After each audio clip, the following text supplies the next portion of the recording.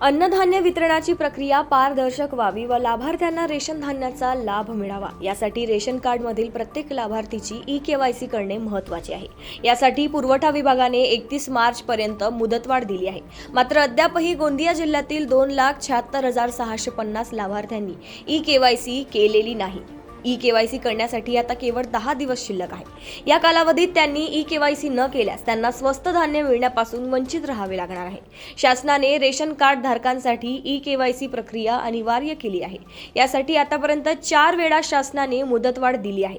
E-KYC न करणाऱ्या लाभार्थ्यांना 1 एप्रिलपासून स्वस्त धान्याचा लाभ मिळणार नसल्याचे शासनाने यापूर्वी स्पष्ट केले आहे। गोंदिया जिल्ह्यात 2,47,342 शिधापत्रिका धारक असून एकूण 10,95,412 लाभार्थी आहेत।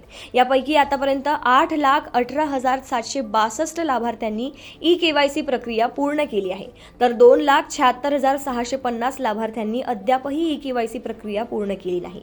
या लाभार्थ्यांनी 31 मार्च पूर्वी ई-केवायसी न केल्यास त्यांना स्वस्त धान्याची उचल करण्यापासून वंचित राहावे लागणार आहे। जिल्हा पुरवठा अधिकारी यांनी आवाहन केले आहे, सर्वांनी धान्यापासून वंचित होऊ नये आणि सर्वांनी ई-केवायसी करावी। ॲप डाउनलोड करून स्वतः आपली ई-केवायसी नागरिक करू शकतात, असं त्यांनी म्हटलंय। नमस्कार, मी सतीश झगडे, जिल्हा पुरवठा अधिकारी गोंदिया।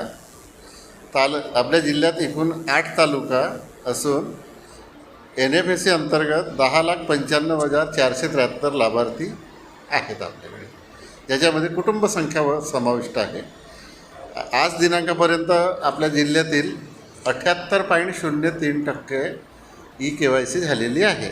उर्वरित 21.97% हे लाभार्थी ई-केवायसी होण्यास बाकी आहे।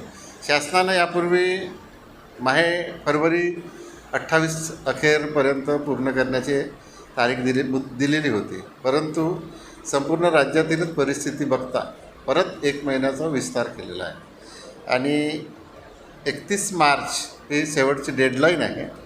याच्यामध्ये आपल्याला 2,76,650 लाभार्थी संख्या ई-केवायसी होण्यास बाकी आहे। पैकी इन्स्पेक्टर लॉग इनला 1,52,326 पेंडिंग आहे। याच्यामध्ये पेंडिंगमध्ये असं आहे की जसं आधार कार्ड, नाव पहिले आडनाव असायचं, नंतर नाव असायचं, अपडेशनमध्ये आधी नाव येतो नंतर आडनाव येतो, असं काही प्रकार असल्यामुळे ते आपलं पेंडिंग राहत आहेत ते। तर आपण शासनाला याच्यावर मार्गदर्शन मागितलेलं आहे आणि लेखी पण दिलेलं आहे। काय आवाहन करणार सर लोकांना?